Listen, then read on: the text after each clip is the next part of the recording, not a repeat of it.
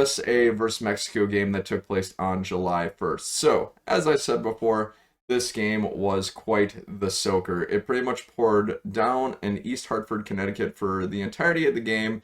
At halftime, at full time, all the players were soaked, and I give them mad props for playing as well as they did despite those terrible conditions. So, how did the game turn out? Scoreline ended in a victory for the United States, winning by a scoreline of 4 to Mexico's 0.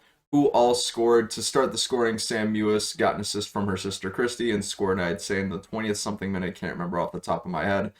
Then Kirsten Press followed that up not too long after. Fast forward to the second half.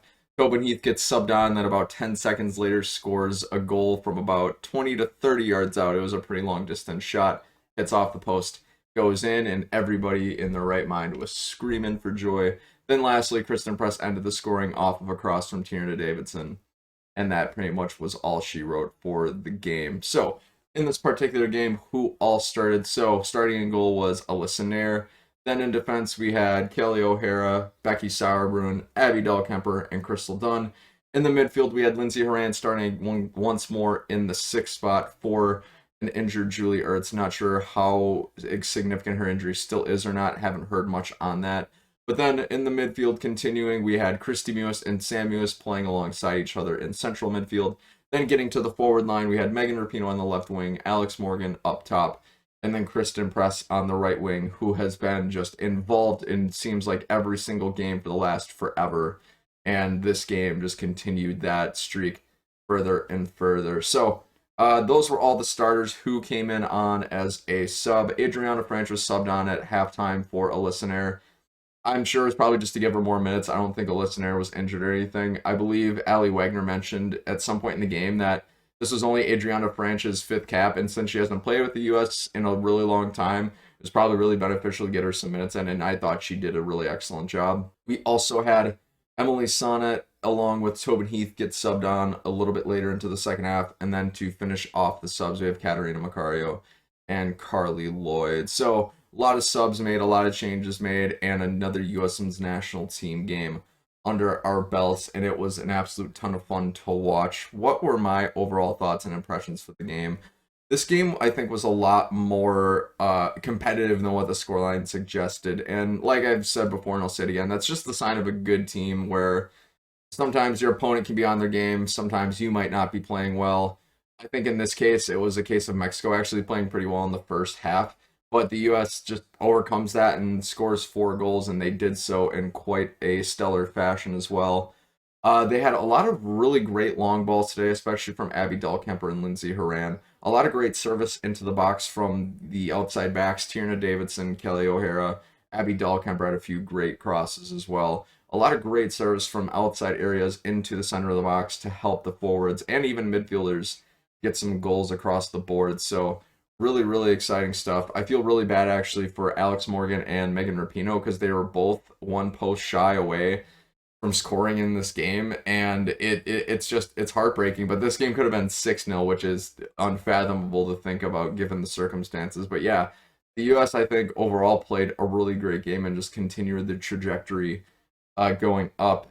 Who really stood out for me in this particular game? I'm gonna say that Lindsey Horan stood out to me in this particular one. She has been put into the 6th spot. It's more of a central defensive midfield position. I normally think and consider Lindsey Horan to be a central attacking midfielder.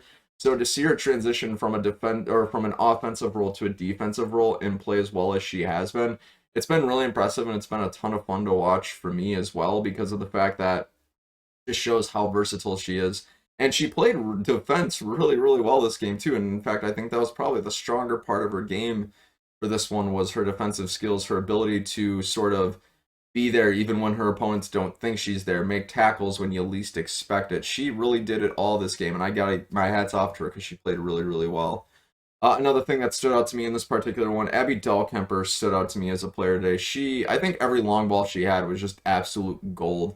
I distinctly remember, I forget what minute it was, but she had this long ball where she just looked up, saw Megan Rapinoe, launched it across field, and it literally it was perfect. I don't even think Megan Rapinoe had to move, or even better, I think she caught her mid-stride, which was absolutely fantastic. I think it led to a chance too. I think this is the chance where Alex Morgan ended up hitting it off the post, which really sucks for Alex because I was really excited and was hoping that she was going to score in this game. But next game, she's got it in lock for sure. So I would say what were the not so great highlights for the team today? I think corners again this game continue to just be not wasteful, but they just continue to not be stellar on corners. It seems like every corner they had, and they usually have corners up in the double digits, just none of them really stand or shine, and they don't score a ton off of them. So I mean, the one thing I noticed is they didn't do any short corners this game, at least from what I remember. All of them were just directly into the box. So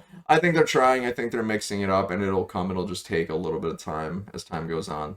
For me, another big headline in this game was the fact that Tobin Heath gets subbed on and plays for the U.S. for the first time since December. We haven't seen Tobin Heath play with the United States since the Netherlands friendly, which that seems like forever ago. It's insane to think about that. That was December. My head actually hurts just thinking about it, but nevertheless, she comes on, she gets subbed in for Megan Rapinoe in I think the 73rd minute.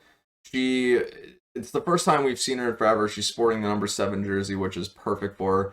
And she just gets this ball from Alex Morgan, which is a great pass. She takes a couple dribbles, sees the keeper out, launches it, hits the post, and it goes in. And it's just such a great moment for a caliber player like Tobin Heath, who's been battling injury for pretty much, it seems like forever. I think it's been the last 6-7 months she's been battling injury. So I'm really excited and happy to see that she's apparently game ready and all good to go and has recovered from her injuries and playing well. So, and she had a couple of great moments with Katerina Macario as well on that right wing. Just the combination between the two of them, I thought was a little bit fun to watch and pretty impressive overall. So I look forward to seeing what Tobin Heath is going to do next overall. And plus, I want to take a moment to not understate Kirsten Press because, oh my God, she just every game for the U.S., you can pretty much count on her to play stellar. Has a brace this game.